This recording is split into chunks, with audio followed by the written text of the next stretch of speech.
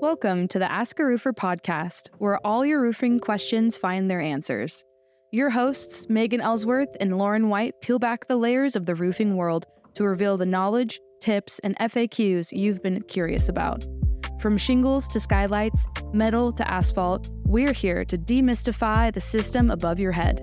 So get ready to ask, learn, and explore the fascinating world of roofing, one question at a time, on the AskARoofer podcast. Hello, everyone. My name's Megan Ellsworth. And I'm Lauren White.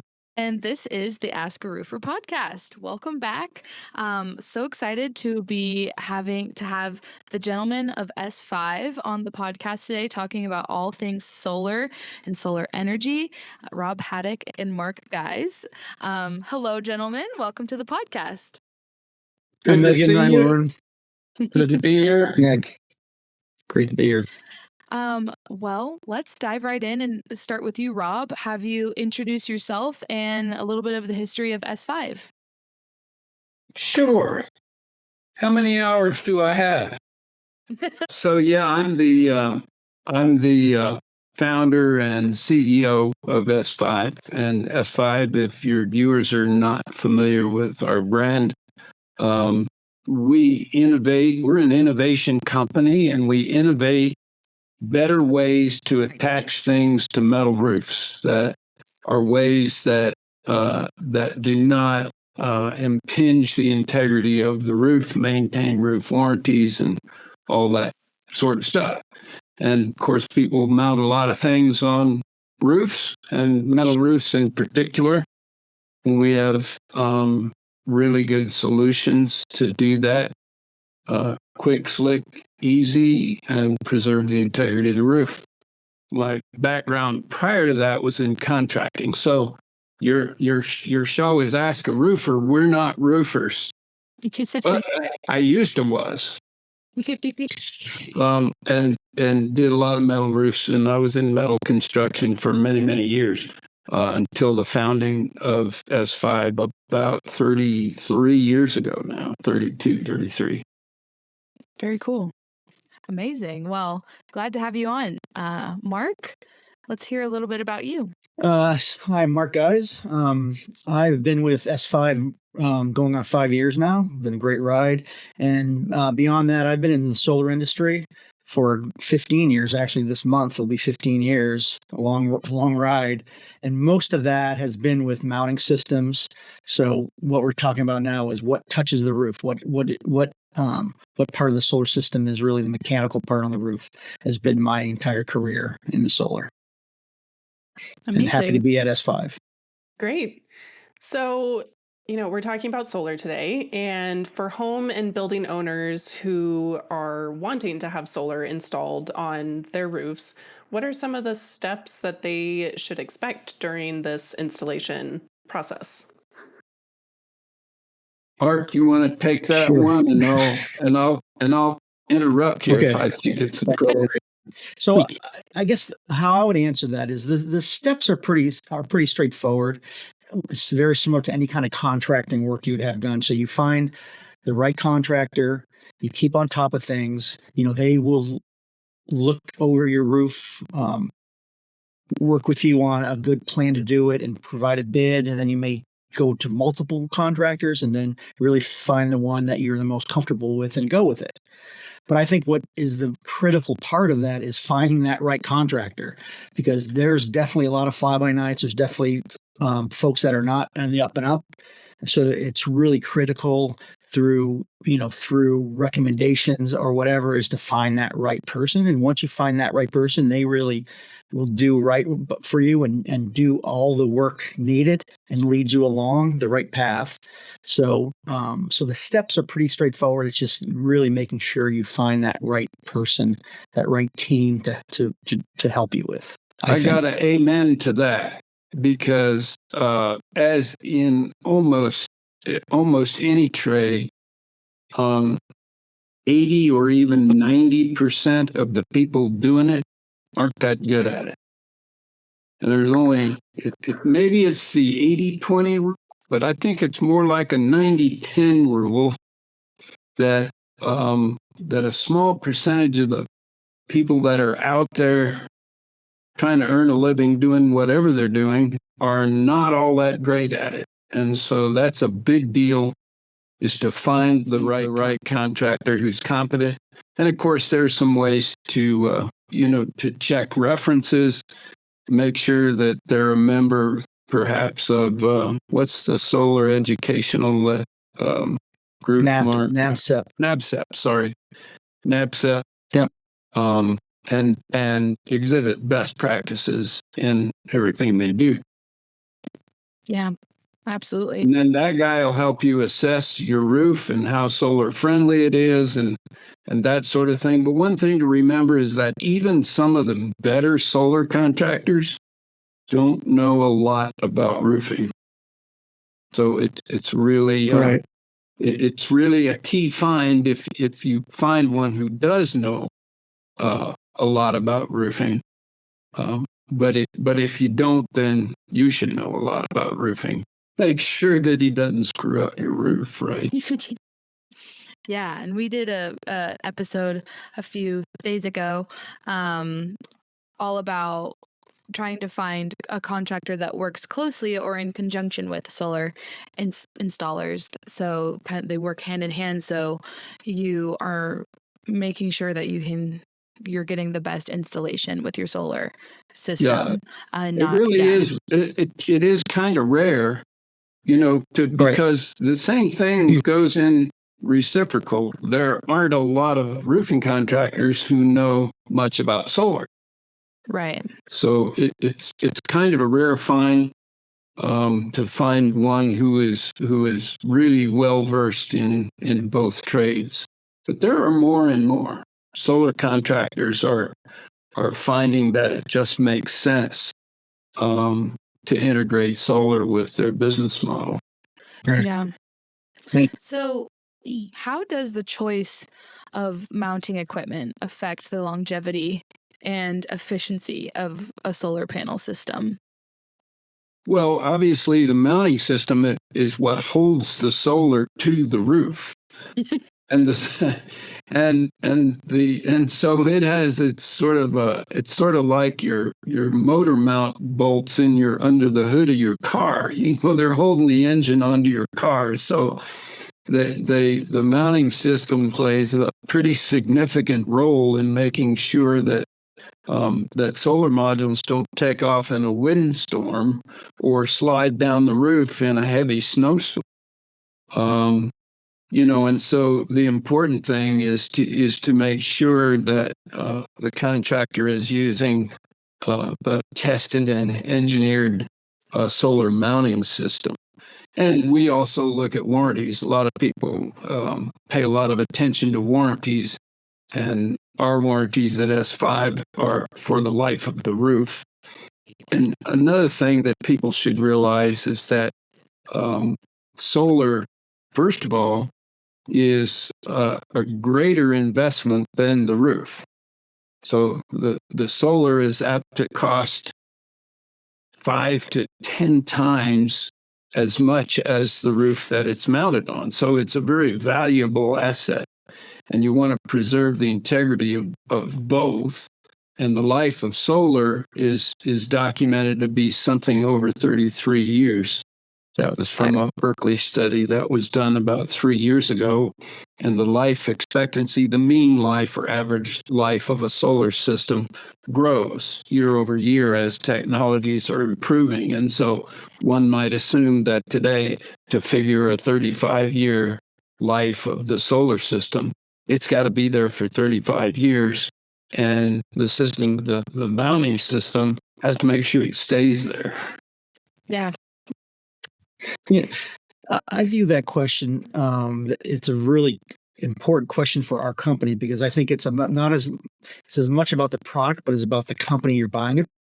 And something that's really core to our DNA, that our very mission that Rob has created when he started the company, is that we not only have the best products, but we provide the best service around them. We help companies get over any hurdles. We're there every step of the way with companies that utilize our products. So it's not just about the product itself. It's very important. A company that backs that up like our warranty and the service that we provide is as important. And that's really integral in our DNA, I think, at S5. Yeah. That's great. Yeah. Yeah. Love it. Absolutely. And that actually leads us really well into our next question. So, what makes S5 mounting solutions stand out in the solar industry? Is there more that you can add than what you've touched on already? Well, Yeah. I suppose the other thing is that in like fashion, to many booming industries, and the solar space is a booming industry. It's experiencing growth in strong double digits year over year, because it makes sense. But at the same time, you have a lot of people jumping into the business who and not only into as solar contractors, but also the providers, the OEMs of the equipment that go into solar systems. And so mounting system suppliers may or may not know roofing real well. They may not have been in business too long. They may not do the kind of testing and certification and engineering that is our company's ethos.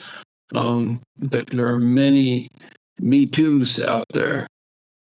So I think anybody, just the way that you would make any serious investment, you would check the references, check the track record of the providers of that equipment, and make sure that it's up to snuff.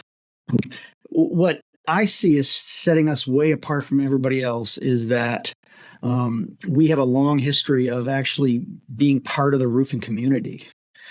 As well as the solar community. So we really ride both communities. And because of that, we're really in tune with the metal roofing industry, what their needs are. We collaborate with the players. We're metal roofers that got into solar. I think that's a great story. Not everybody has that story. And I think because of it, we're really focused on solving problems that are as nice to the roof as they are to the solar side. And I think we really are alone in that respect of being part of both of those communities. Well, we have the knowledge base to know what things to be careful of when integrating solar with a metal roof. That's our expertise. That's so important. So And important. I personally have been involved with metal roofing for over 50 years now. Right. I'm dating myself, but watch out. And that is shown in the way, in where we're at. Like, we're part of the roofing community as well. We go to the shows. Rob and Dustin and Sean are part of leadership in these organizations, the metal construction, metal roofing organizations, and we're part of that evolution. We really work hard at helping both solar and the metal roofing industry, metal construction industry evolve. So that's really important for us that we're involved, and I think that shows in our products and sort of the brand we have that's wrapped up in it all, I think. Yeah, absolutely. Yeah, and like you said, it's important for home and building owners to make sure that the solar installers and solar companies they're going with are using high quality products like S5. Right. And if there's any issues, they want a company there that's going to help them through it. Right. And we do that. We're proud of how well we do that. We actually get on roofs. Yeah. I mean, we have personnel that go out and help our customers who may be using our product for the first time and make sure they're doing it right. That's our tagline, is the right way. Yeah. That's great. So can you discuss any of the various incentives and rebates available for building owners investing in solar energy, and maybe why they should invest in solar energy? Mark's well versed in that. It's his turn. So, I think overall now there's no time than now to do this. And And there's always been what's called the ITC, which is your investment tax credit. That's been going on for over a decade now, but it was always uncertain year to year. But in 2022, when the Inflation Reduction Act was turned on, basically Passed into law. That's the word. It's really has taken a big step forward. So now the ITC is now guaranteed for 10 more years through 2033.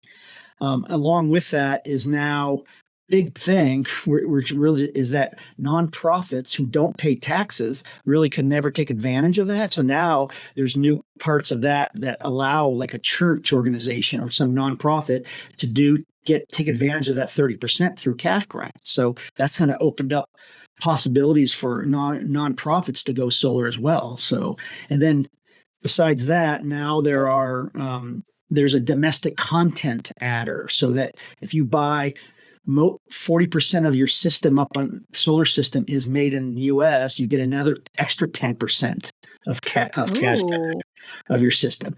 If you are in what's called the energy community, it might be some place where a coal mine is shut down and the town is sort of hurting from fossil fuel. Not using it, you get an extra 10%. And then there's an extra 10% or some amount of money for low income communities. So, on the federal side, there's more than ever, there's the access to money, depending on where you are and what's going on. Besides that, more and more states have their own incentives. More and more utilities are doing incentives, or riding that wave and doing incentives for people to put in solar. And then another big one is that we actually have utilized is the USDA, another federal agency. You don't really realize it, that they have what's called a REAP program, Renewable Energy something, REAP, where you can get a big chunk of it varies from quarter to quarter, but you can get a big chunk, upwards of 50% back if you're in a rural area, an area that's designated as a rural area, that if you are in compliance with that, you get even more money. So there's a lot of incentives that stack up. And, we've seen this firsthand where you can get, almost an entire system paid for by just having the right combination of incentives from federal, state, utilities, the USDA. They really add up. So there's no time like now to do solar. Those incentives vary from place to place. Like the local utility may have some incentive available, and in the next county, maybe it's not. It's a different utility or whatever. And in different states, those things vary a lot. Yeah. But a good resource is a government website called Desire, not DE, but DSIRE. USA. If you plug in the E, you're apt to get some weird websites. So it's DesireUSA.gov, is it? I can't remember if it's .gov or .org or what. But it's Desire USA. All right, And we'll they put that tell in the you- show notes. You plug in a zip code and it tells you everything you have access to. Federal, state, local, everything. So it's really good. It's a good clearinghouse for information. But the bottom line is you have the federal stuff. States vary. Some states are better than others. Some utilities are better than others. And then there's this overriding federal REAP grant that you can get if you're in the right rural area that's designated. I think what really matters at the end of the day is, when does the system become cash positive? Yeah. So, you're spending some money up front to get it installed. It's saving money by virtue of your reduced electric bills, or elimination in some cases of electric bill. And so the bottom line question is, when does it pay back? If that system is going to generate electricity for the next 35 years, at what point does it become cash positive? And to give you some examples, with just the ITC, the investment tax credit of 30%, and what's called the MACRS, that's Mark can tell you what that acronym means, but it's in essence, it's accelerated depreciation, where you take like 80% of the value and depreciate it in the first year. So the end result is that just with those two incentives, most systems become cash positive within 6 or 7 years. And then they're generating electricity for the next 28 or 30 years. Right. It's free. It's free at that point, right? Wow. So that's why it generally makes economic sense. In fact, a few cases in point, we have 3 solar projects that are in various stages. The one going on our office building here right now just became energized a few days ago, last week. And that system is subject to another incentive, the REAP grant that Mark mentioned. And that system will pay for itself within about 18 or 20 months. Wow. The system we installed 2 years ago on our plant in Texas, our manufacturing plant, Right. paid for itself the day it was energized. Yes. It was cash positive. Whoa. And it will save us somewhere in the neighborhood of $800,000 in electricity costs over the life of that system. I mean, it's pretty serious money. Wow. A lot of people just don't believe it because it's too good to be true, But in fact, the third facility is in the same situation as the one I just mentioned, our plant. It's also in Texas, and it'll be cash positive day one. Right. And what sets that apart from our headquarters is that the utility in North Texas actually gives money. It has its own incentive, which is significant. That it helped. Yeah, 25 to 30%. So if you're doing the math, and then you add the accelerated depreciation in there, there are a lot of systems that are cash positive within 2-3 years. Yeah. Wow. And now the best time as ever to do solar. No kidding. Do solar now. To do solar now. Yeah, exactly. So. Wow. So many perks. So I guess on the other side of that, for people, home and building owners who are wanting to install solar, what are some common concerns that you've heard regarding, the roof integrity or the warranty of the system or the roof when a solar system is being installed? Well, I think the first thing to be aware of is how much life is left in the roof. What is the service life or the remaining service life of the roof if it's been in place for a number of years?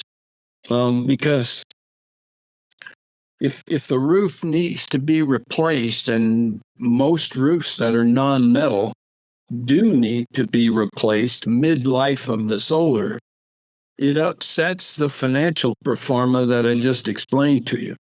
A metal roof generally has a life expectancy in the 50 to 70-year range. So if you're installing solar on a metal roof, the same rule applies. If that roof is 40 years old or 50 years old, you may not want to invest putting solar on that roof unless you replace the roof in conjunction with the solar. On membrane roofs and asphalt shingle roofs, it's worse because they don't have nearly the life expectancy that a metal roof does. You're down to more like 15 or 20 years in most cases, which means that you will be replacing that roof somewhere mid-life of the solar. And the cost of doing that changed the financial pro forma dramatically, because you've got to remove the solar, then install a new roof, then put the solar back. So number one on the list would be, what is the remaining service life in your roof? And Mark, I'm sure, has other factors to consider. Well, I mean, bringing the warranty into it, I think this is an area where, and it can get complicated, but the building owner needs to be careful, especially on the commercial side, making sure that they get a whole, get in contact with the roof manufacturer to understand their warranty, because sometimes you may have to do a pre-inspection before you put anything on a roof. And after it's done, you have to have a post-inspection, or otherwise they potentially can nullify their warranty. And then as well, what touches that roof could impact. They may say, no, we don't approve that product touching our roof. And, and that's sort of, so that, and I know that can be difficult because some people don't really know the history of their roof if you've bought an existing building, but it's really important to try to do that. And that kind of goes to what we talked about earlier about how we position ourselves. We spend a lot of time with the roofing manufacturers so that they know our products, they approve us, they typically endorse us as well. So, when building owners go or installers go and talk to the roofing manufacturers about we're putting this on the roof, you may not always get a green light.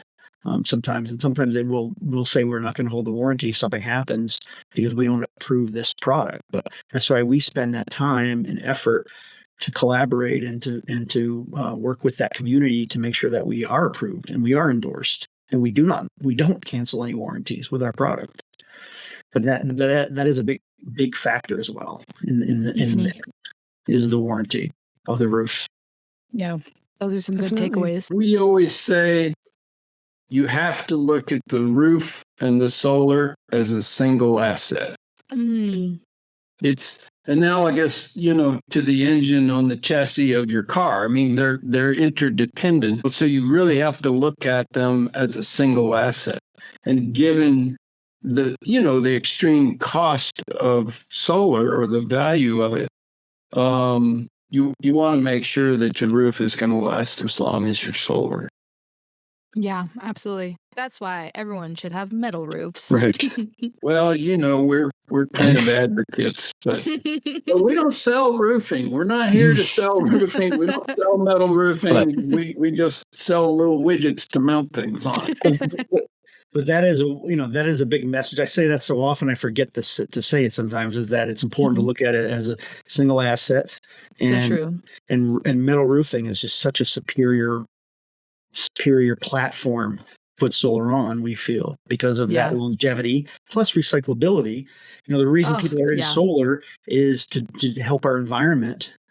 I mean, economically sound, as we talked about, but another big part of it is for environmental purposes, and metal roofs go hand in hand with that. Metal construction are recyclable, and they last 70, whatever, they last forever. So you never see a metal roof in a landfill. You can't say that about other roof types. Yeah. Absolutely. So what would you say are some emerging trends in solar energy that some, home and building roof owners should be aware of? Well, there's a big trend right now into battery storage. So most systems, almost all systems for practical purposes, are grid tied. So they and different utilities treat that differently. We have, where we are right now, we have a bidirectional meter. So when we're overproducing for the building's consumption, it's feeding that back into the grid. Other utilities have different policies and regulations around all that, but we see quite a trend toward battery storage, so that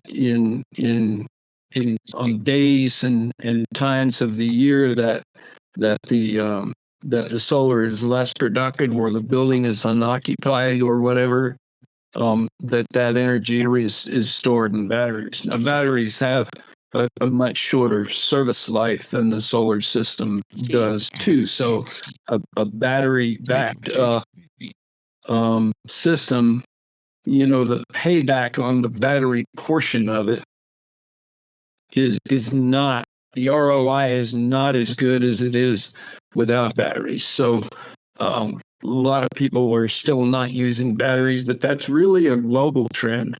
And part of the reason is that electricity here is relatively inexpensive compared to the cost of electricity in other parts of the world. And so it may make economic sense when you're paying 30 cents a kilowatt hour for electricity, and it may not make as much sense when that cost is 11 cents or something like that as it is here. Yeah. So that's definitely a trend. Yeah. One trend that I see that is, I would say is not that positive, is that solar modules, solar panels themselves are getting bigger and bigger. The footprints of them are getting bigger and bigger. But at the same time, the frames are getting thinner and thinner. So that's sort of the outlook of that is that people are starting to get concerned that the modules are now relying more and more on the mounting systems us to support them properly. So that's something that people really, I think, have to look out in the future for, is bigger and bigger modules. And the fact that the module frames, they were used to be 40 millimeters, then 35. Now they're 30 millimeters or even less. And so they're just intrinsically not as strong as they have been. So that puts more and more emphasis on making sure that you have the right structure underneath to support them properly, because of snow, wind forces, everything. That's not changing, but the modules are getting intrinsically weaker because of just getting bigger and thinner, which is a really not great trend from a structural perspective. But it does put more onus on us, the companies that make these mounting systems, to do it right, and to be able to mount these solar panels so that they stay there and are protected for their lifetime. So, do you want to speak at all, Mark, to the emergence of solar and shingles being integrated? Yeah. I think this is a longer term trend, but there are some companies that, Tesla's one, GAF's another one, that have what's called a solar shingle. Right. So the intent of that is to be what's like a shingle, basically, so you don't have to really put a roof on it. That's becomes not only the roof, but also the solar system.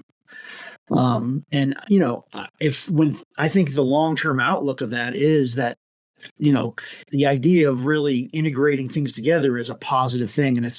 But right now it's still pretty early on, and they're very expensive and they're not as efficient. So per square inch, you don't get as much electricity out of a solar shingle as you do the solar panels that you see today on systems. So right now but a lot of things that are good start out at a disadvantage, but people are definitely keeping an eye. I personally am keeping an eye out on that, because I think it is something that, for us being part of the roofing and solar community and everything, it's something that is an interesting part of the future, depending on what's going to happen. But right now they're very expensive, and there's a lot of challenges with it, but they're out there. Yeah, for sure. Lots of options. Right. So how is S5 then innovating to stay ahead in this solar technology space that continues to evolve and change? Well, we have a lot of secrets that we won't tell you. Fair enough. But suffice it to say, we're an innovation company, and we're constantly changing and improving everything. We're finding new markets for our attachment devices, and we're constantly improving the ones that we have. There are some products that we have that are in their third or fourth or fifth generation. But we just continue to innovate. We're really an innovation company. Since our inception, we've been issued 134 U.S. and foreign patents over the years. So that sort of tells you that we're always on the front edge of things, innovating new and better ways. And a lot of times, our competition is ourselves. We just want to make our products better, easier to use, more durable, whatever, easier to install. And so we're constantly changing and innovating to stay ahead of the game. Yeah. Wow. And solar is an important part of our business. Yeah. Right. Because lot of people are mounting a lot of solar. I think our count is somewhere getting close to 7 gigawatts of mounted in solar to date. So Whoa, not sure if you know what a gigawatt is, but it's a lot. that's a lot. A trillion And watts. so it's an important part of Yeah. our business, and we're constantly figuring out better, faster, cheaper ways. Yeah. And I think on the metal attachment side, which is the core of our business, our focus has been on really being specific and designing products for specific roof profiles because we think that they work the best. They're the least expensive because you're very efficient with the material and they're easy to install. So I think that goes back on our relationships with these roofing companies, these manufacturers Yeah. that we get insight into what's coming down the pike and we see what's going on and they collaborate with us. And so we're always coming out with newer clamps, just the attachment itself, whether it be for solar or snow or all our product lines. But we put a lot of effort in innovating on that interface exactly from to the roof, what touches the roof. And I think that benefits from our collaboration that we do with the roofing and with the metal roof industry, actually. So, and that sets us apart from other companies that people who kind of compete with us, they'll make one big one that they try to put on any roof possible, a universal clamp. And we don't play that way. We have very specific solutions for specific roofs, and we provide the service to make sure people choose the right one. We help people. Yeah. But that's our focus on we think it's doing the right thing is making the best clamps for all these roof profiles. That's awesome. That's amazing. And It's all about getting a contractor the best juice for the squeeze. Yeah. So, coming from a contracting background, I kind of have a thing that everybody wants to buy quality. Yeah. As long as it's also cheaper. So true. And so we make it a point to meet both objectives, and we do that by innovating niftier ways that are, and of course we do all our own manufacturing in-house too. So we have control over that process, and we design parts with an eye and an ear toward how is this going to be manufactured and what's the most affordable way to manufacture it, and can we tweak the design to make manufacturing more affordable and save money that way. Exactly. Yeah. You guys are innovating always. I love that you say you're an innovating company. That's amazing. I hope everyone out there was taking notes because, all the incentives for solar, all the great things S5 makes, all the clamps and attachments. Everyone out there, take notes. Go check out the S5 directory on Roofer's Coffee Shop and on AskARoofer. And then also go to their website and check out that website, Sire USA. And I think it's .gov. .gov. And you'll find all the information that we chatted about. All this will also be in the show notes. Thank you so much, gentlemen. This has been so informative. Lauren, it's not a word. It's always a pleasure. Good to be with you today. Yes, thank you. God bless you all. Yeah. Thank we you appreciate so the time. much. Thanks for having us. Yeah. Everyone keep listening to AskARoofer podcast. We have many episodes coming out in the next month. So keep an eye out for that. Lauren, another podcast in the bucket. I know, and very informative too. I want to go to that website and see what my options are. Yeah, maybe Lauren will get solar for her roof. Awesome. Well, thank you so much. This has been the AskARoofer podcast.